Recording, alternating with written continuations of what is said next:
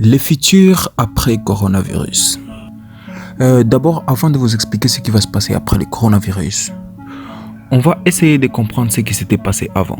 C'est la logique. Pas plus tard qu'hier, le monde était prêt à connaître la fin. À 3-4 reprises même. D'abord, ça a commencé avec les incendies en Amazonie. Ensuite, les incendies en Australie, des conflits, des guerres. Et je vous rappelle que les incendies d'Australie ont failli ravager plus de la moitié de la forêt du pays. Ensuite, on est passé à côté de la 3e guerre mondiale avec Donald Trump qui s'était amusé d'attaquer les Iraniens. D'ailleurs, cette question de la 3e guerre mondiale, on en parle? Oui, c'était d'actualité il y a quelques mois. Actuellement, apparemment, on a oublié. Vous, les humains, vous semblez oublier vite. Très vite. Laissez-moi vous rafraîchir donc la mémoire. C'était un certain vendredi 3 janvier que le président américain Donald Trump a donné l'ordre de tuer le puissant général iranien Qassem Soleimani. Comme justification, Trump dit cette frappe avait pour seul objectif de dissuader le plan d'attaque futur de la part de l'Iran. Mais des plans d'attaque contre qui?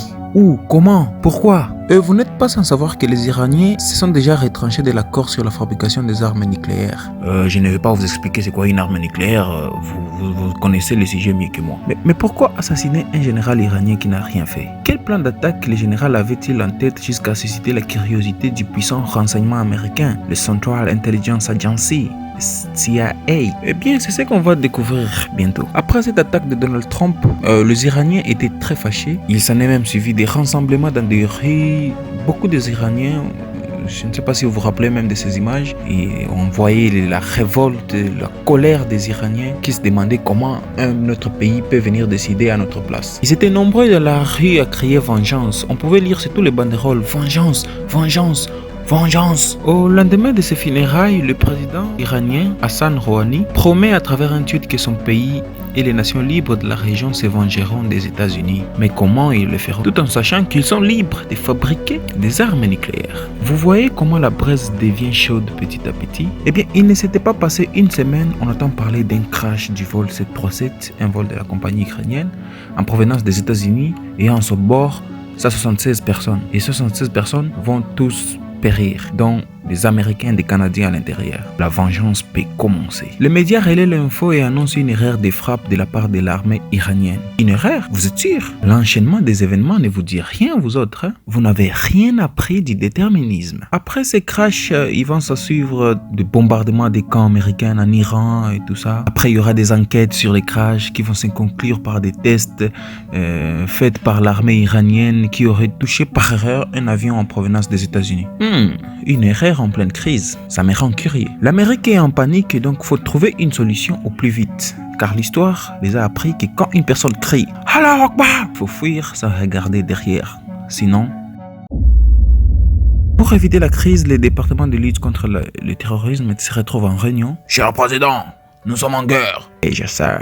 Et que faut-il faire maintenant? Le monde n'a jamais été aussi prêt à connaître une 3e guerre mondiale. Les deux nations vont se clasher sur Twitter et la colère dans le bureau ovale ne va pas cesser de monter. Or, les États-Unis ont déjà connu une attaque terroriste le 11 septembre 2001, vous vous rappelez? Une attaque qui a laissé des plaies et surtout l'expérience. Maintenant, ils savent comment gérer ce genre de crise. Et si vous avez déjà fait un cours dans la criminologie, vous allez comprendre que la première décision à prendre lorsqu'on gère une crise planétaire, c'est de s'assurer de diminuer les pertes. Il faut donc passer à la défensive. Et donc c'est comme ça que le plan de la pandémie a été mis en place. Un plan qui était normalement réservé à la mise en place d'un vaccin universel, mais a été précipité pour éviter qu'il y ait massacre avec l'utilisation des armes nucléaires par l'Iran. Pourquoi ça a été mis en place?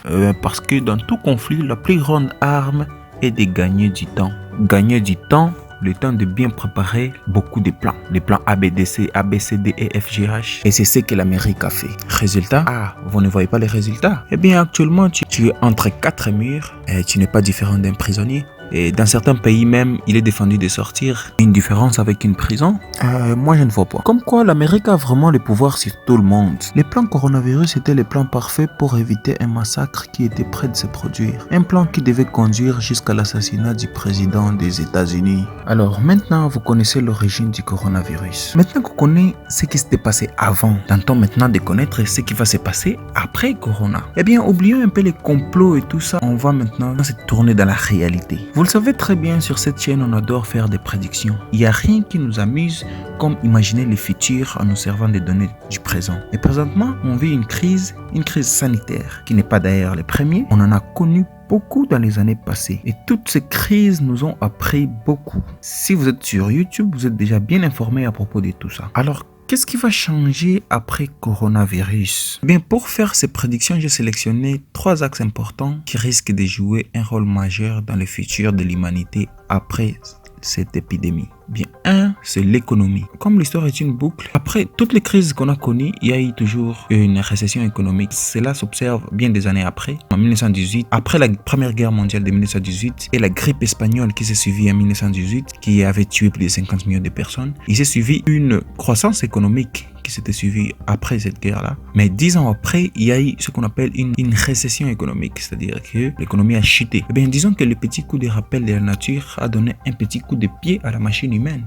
Eh bien, après la crise de 1918 qui avait tué plus de 50 millions de personnes, l'économie du monde a connu une forte croissance.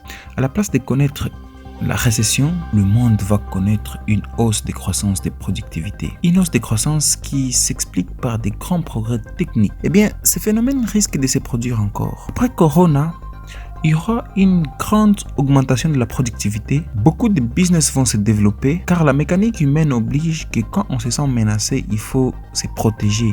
Il faut réagir et trouver la solution. Et la solution pour les 10 ans à venir sera de se faire un max d'argent afin d'être protégé contre la prochaine épidémie. Donc les 10 ans à venir vont être caractérisés par de nombreuses innovations techniques dans beaucoup de domaines. Scientifiques, artistiques, littéraires, sociales, technologiques. Le business en ligne va prendre de l'ampleur d'ici 5 ans. Au moins 3 personnes sur 5 vont posséder une boutique en ligne, Amazon, YouTube, eBay, Facebook Market. Aussi, la machine me montre la découverte d'une nouvelle énergie qui va venir remplacer l'électricité. Je ne sais pas quoi, mais je vois une grande maîtrise du magnétisme et tous ses composants. La robotique atteint sa gloire vers le début de la décennie prochaine, soit en 2033 avec l'avènement du Christ. C'est comme ça qu'ils appellent ces super ordinateurs capables de faire des calculs incalculables. La fin de cette décennie sera marquée par l'association des grandes multinationales digitales, les GAFAM, Google, Amazon, Facebook, Alibaba, tout ça. Mais l'application de cette association va prendre au moins 5 ans à cause du vote de la loi sur la vie privée qui va venir vers 2025 ou 2026. À propos de l'industrie automobile, il y aura des grands changements dans la forme actuelle de la voiture, avec la présentation de la voiture volante développée par Tesla et beaucoup d'innovations dans ce domaine, toujours avec ce même constructeur. Le début de l'exploration spatiale en tant que touriste sera possible en 2040, donc il va falloir attendre. Il y a un nouveau pirate informatique menace de faire chuter l'économie mondiale. Plusieurs personnes font des grèves. Il y a beaucoup de situations de grève durant cette décennie. Pour ce qui concerne la société, on observe une grande urbanisation dans les pays moins développés, tandis que dans les pays développés, l'exode urbain devient de plus en plus important. L'urbanisme change la physionomie des villes américaines grâce à la construction rapide des maisons utilisant des imprimantes 3D géants. La première gratte-ciel utilisant cette technologie se développe d'abord en Chine, ensuite Singapour, et c'est Chicago et New York qui en seront les vrais principaux pionniers. Vers la fin de la décennie, l'Internet devient gratuit grâce à un projet de Tesla. La décennie suivante, il sera possible d'acheter Google dans sa tête et de la placer dans sa tête et de faire des recherches avec sa tête, ou carrément de les placer dans vos lunettes connectées. Les contrôles parentaux prennent de l'ampleur. La publicité se développe et devient interactive avec la réalité. Genre, tu peux être en train de marcher, en train de regarder des publicités de Nike si tu as des lunettes connectées que tu pourrais porter. Concernant la question sur la haine raciale est moins évoquée vers la fin de la décennie, avec l'avènement d'un phénomène que je ne vais pas expliquer ici en raison de son importance et sa fragilité. Un nouveau genre musical va naître utilisant des avatars dans des festivals. Dans l'axe technologie, la réalité virtuelle est bien comprise et développée. Vers la fin de la décennie, il y a de plus en plus de rencontres virtuelles.